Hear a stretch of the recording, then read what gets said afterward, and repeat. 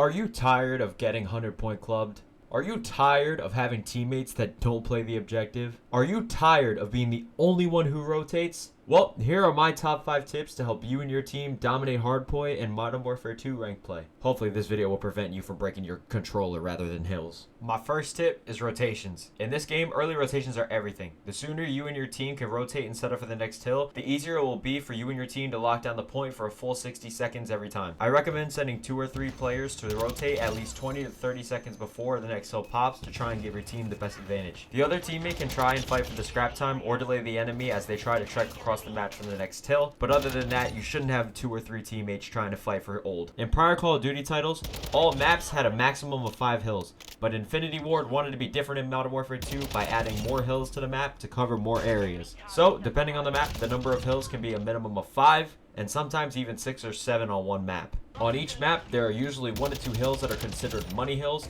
in which if your team has rotated early and set up correctly, you can easily lock down a full 60 and get a sizable advantage against the enemy team. Here are some of the most important rotations in ranked play. On Embassy, the rotation from P2 to P3 and P4 to P5 are the 2 most important rotations because if your team is properly set up, there are only 3 lanes for the enemy to enter from, making it super easy to lock down a full 60. On Fortress, the rotation from P1 to P2 and from P2 to P3 are very important because the stage is a power position in itself and the statue spawn is almost impossible to break from the front. If your team is able to collect at least 30 to 40 points on each of these hills, you should have a pretty sizable lead on the next 2 hills, which are both pretty scrappy. On Hotel, the rotation from P2 to P3 is the most important rotation. Much like the Kitchen Hill and Embassy, if you have a player watching a back door and one watching the mid side door, you can force the enemy to flood through Freezer and the catwalk room entrance, which is almost impossible for any team to break from the front. On Mercado, the P2 to P3 hill rotation is important because the Tin Hill is basically a fortress. The enemy team constantly spawns mid-tunnel, which can be easily watched in the top window, and the 2 flanks, back alley, or towards garage side can be easily picked off as well. The Tin Hill is absolutely a nightmare to break into, so if you don't rotate early for this one, you're definitely getting full 60 and you might as well chalk it. Also, the P5 to P6 rotation can be important because if your team is set up,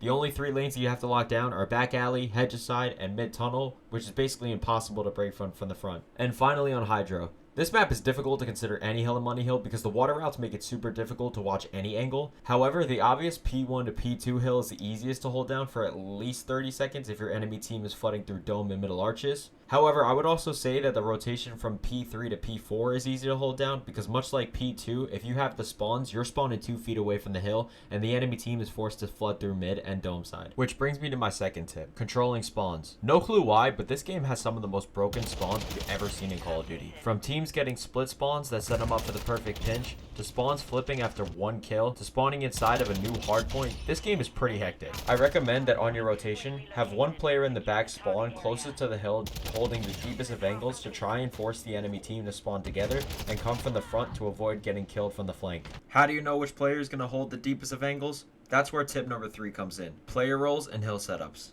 In a 4-man system, there are 4 possible player roles. OBJ, or the objective player. This player will usually run a submachine gun whose sole job is to collect kill time. This player should run a trophy and play the rattiest of corners while his teammates kill anything that gets close to them on the point. The next role is known as the roaming slayer. The other machine gun player, rocking dead silence, whose purpose is to be an absolute nuisance on the map. This guy's job is to push out in front of the hill and be the cutoff when the enemy team rotates to the new hill. The roaming player also rotates the earliest and tries to cause problems if the enemy team is beating your team on rotation by picking them off and disrupting the setup process. The next role, the flex player, usually running an assault rifle, is basically the OBJ's bodyguard. This guy will usually sit somewhere near the hill in a power position with an AR or SMG if there are close range engagements and kill everything around the point. This player should run a trophy as well to at least have 2 trophies in the hill. And finally, the main AR, the most boring yet important role of the team. It's this guy's job to be a rat. Hold power positions, hold deep angles, block spawns, and watch for flanks.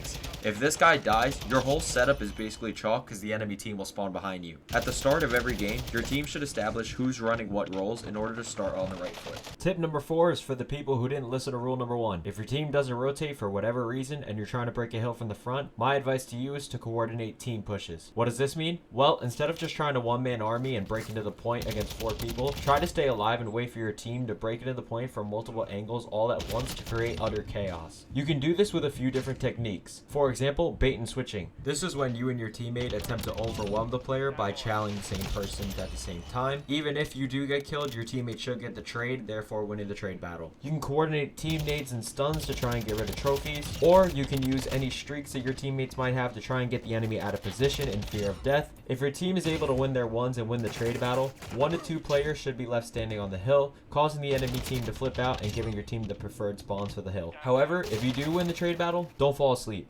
Reload as fast as you can and prepare for another gunfight, because if the enemy is holding spawns, you're going to have to win 2 sets of gunfights to lock down the hill. 1 to get the initial break, and 1 to prevent the instant re-break off spawn. The 5th and final tip, one that I shouldn't even have to commentate on, but I will just for the shits and giggles, it's communication. Comms above anything else are the most important thing in this game, especially with the erratic spawn system and the lack of red dots on the minimap. If you got a mic, just turn the shit on, unmute, help your team try and win rather than sitting in silence and wondering why your teammates are complaining about getting shot from where you just died. Comms are meant to benefit you. Other than telling your team where the player had killed you had run to, you can also establish team roles, keep team on top of rotations, and where the enemy is spawning. However, comms can also be extremely negative. For a respawn mode like Hardpoint, you are going to die a shit ton every game. There will be games where you will die to some bullshit and feel like your teammates are completely useless. That's just Call of Duty. I know it's difficult to try and avoid this. Try to maintain your cool after you die and provide calm callouts to help your team get a trade. And if you're gonna break your desk, which I've wanted to do multiple times, just mute your fucking mic.